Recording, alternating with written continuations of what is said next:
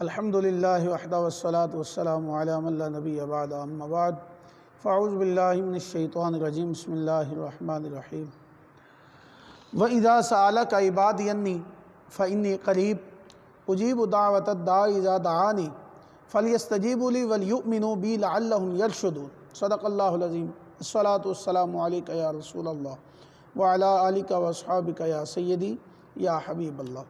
قرآن مقدس کی آیہ کریمہ دوسرا پارہ سورہ بقرہ تلاوت کی ہے۔ اللہ رب الجلال ارشاد فرماتا ہے، آج کا ہمارا موضوع ہے اللہ کے حضور دعا کرنے کی فضیلت کا بیان۔ میرا رب خود ارشاد فرما رہا ہے، اے محبوب میرے بندوں کو یہ پیغام دے دو کہ وہ مجھ سے دعا کیا کریں۔ اب رب الجلال کیا فرماتا ہے، آئیے سنیے۔ وَإِذَا سَأَلَكَ عِبَادِي عَنِّي فَإِنِّي قَرِيبٌ أُجِيبُ دَعْوَةَ الدَّاعِ إِذَا دَعَانِ فَلْيَسْتَجِيبُوا لِي وَلْيُؤْمِنُوا بِي لَعَلَّهُمْ يَرْشُدُونَ۔ اور اے حبیب صلی اللہ تعالیٰ علیہ وسلم، جب میرے بندے آپ سے میری نسبت سوال کریں تو بتا دیا کریں کہ میں نزدیک ہوں، میں پکارنے والے کی پکار کا جواب دیتا ہوں۔ جب بھی وہ مجھے پکارتا ہے بس انہیں چاہیے کہ میری فرما برداری اختیار کریں اور مجھ پر پختہ یقین رکھیں تاکہ وہ راہ مراد پر پائے جائیں، جو ہدایت والی راہ اس پر پائے جائیں۔ رب الجلال دوسرے مقام پر ارشاد فرماتا ہے، حضرت زکریا علیہ السلام کی دعا کا ذکر کیا رب الجلال نے، فرمایا ہنالک دعا زکریا ربہ قال رب ہب لی من لدنک ذریۃ طیبہ انک سمیع الدعاء۔ میرا رب ارشاد فرماتا ہے، اسی جگہ زکریا علیہ السلام نے اپنے رب سے دعا کی، عرض کیا میرے مولا مجھے اپنی جناب سے پاکیزہ اولاد عطا فرما، بے شک تو ہی دعا کا سننے والا ہے۔ تو رب الجلال نے پھر دعا کو سنا۔ اس کا شاہد جو ہے وہ سورہ آل عمران میں رب الجلال نے اس کی پوری تفصیل بیان کی۔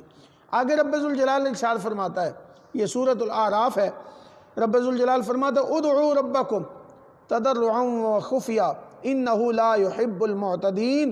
تم اپنے رب سے گڑ گڑا کر اور آہستہ دونوں طریقوں سے دعا کیا کرو، بے شک وہ حد سے بڑھنے والوں کو پسند نہیں کرتا۔ رب کی بارگاہ میں گریہ کریں، رو رو کر دعائیں مانگیں، بلند آواز سے مانگیں، آہستہ مانگیں، دونوں طریقوں سے مانگیں صحیح اس رب سے۔ آگے رب الجلال فرماتا ہے، سورہ ابراہیم ہے، الحمدللہ الذی وہب لی علی الکبر اسماعیل و اسحاق ان ربی لسمیع الدعاء رب اجعلنی مقیم الصلاۃ ومن ذریتی ربنا وتقبل دعاء۔ حضرت ابراہیم علیہ السلام دعا مانگ رہے ہیں، سب تعریفیں اللہ کے لیے جس نے مجھے بڑھاپے میں اسماعیل و اسحاق دیے، بے شک میرا رب دعا خوب سننے والا ہے۔ اے میرے رب مجھے اور میری اولاد کو نماز قائم کرنے والا بنا دے۔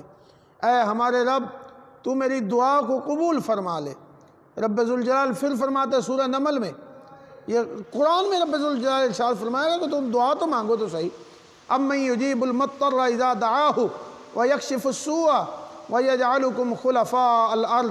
بلکہ وہ کون ہے جو بے قرار شخص کی دعا قبول فرماتا ہے جب وہ اسے پکارے اور تکلیف دور فرماتا ہے اور تمہیں زمین میں پہلے لوگوں کا وارث و جانشین بناتا ہے۔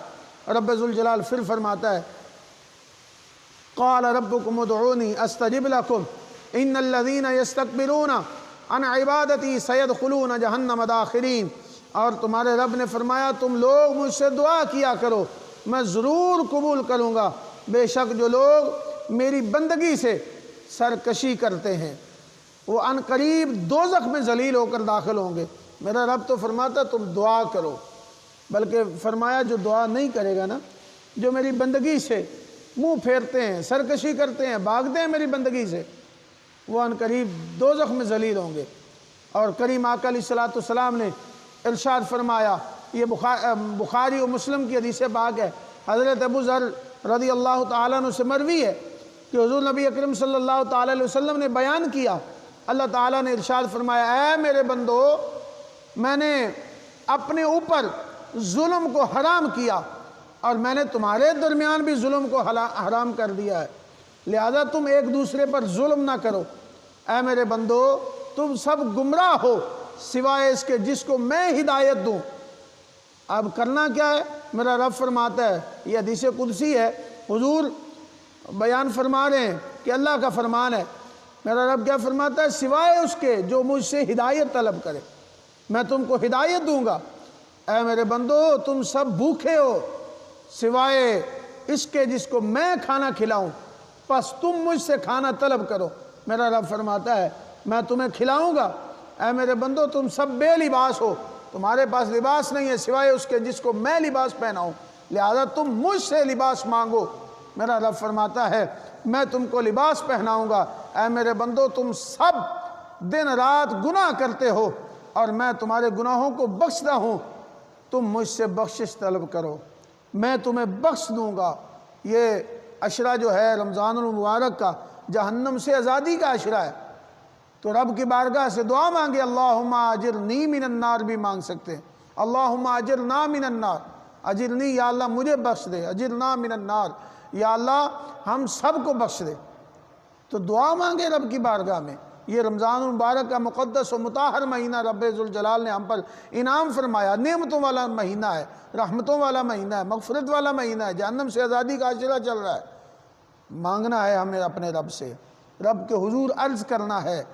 حضرت انس بن مالک رضی اللہ تعالیٰ عنہ، حضرت انس روایت کرتے ہیں حضور نبی کریم صلی اللہ تعالیٰ علیہ وسلم نے فرمایا جب تم میں سے کوئی شخص دعا کرے تو دعا میں اصرار کرے، بار بار رب سے گزارش کرے، بار بار رب کی بارگاہ میں عرض کرے، یہ نہ کہے کہ اے اللہ اگر تو چاہے تو مجھے دے دے، کیونکہ خدا کو کوئی مجبور کرنے والا نہیں ہے، اس کی بارگاہ میں تو التجا کرنی ہے، اصرار کرنا ہے باری تعالیٰ ہمیں بخش دے، ہمیں معاف کر دے۔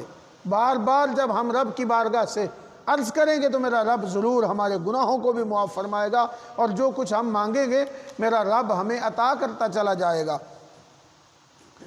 دعا ہے رب کعبہ ہمیں رب کی بارگاہ سے دعائیں مانگنے کی توفیق عطا فرمائے، رب کی بارگاہ میں گریہ و زاری کریں، رب کی بارگاہ سے فریاد کریں، التجا کریں۔ ہم نیاز مند بندے ہیں، وہ بے نیاز ذات ہے، وہ وحدہ لا شریک ہے، اللہ الصمد ذات ہے۔ جب اس کی بارگاہ میں ہم گڑ گڑا کر رو رو کر عرض کریں گے تو وہ مالک ضرور مہربانی فرمائے گا، وہ تو کہتا ہے تم مجھ سے مانگو میں تمہیں عطا کروں گا۔ تو دعا ہے رب کعبہ ہمیں اللہ کے حضور دعا مانگنے کی توفیق عطا فرمائے، اور ایسی خوبصورت احادیث اور قرآنی آیات سننے کے لیے عابد مووی کے چینل کو لائک بھی کریں، سبسکرائب بھی کریں، شیئر بھی کریں۔ رب کعبہ ہمیں نیکی کا پیغام دوسروں تک پہنچانے کی توفیق عطا فرمائے۔ آمین۔ وآخر دعوانا الحمدللہ رب العالمین۔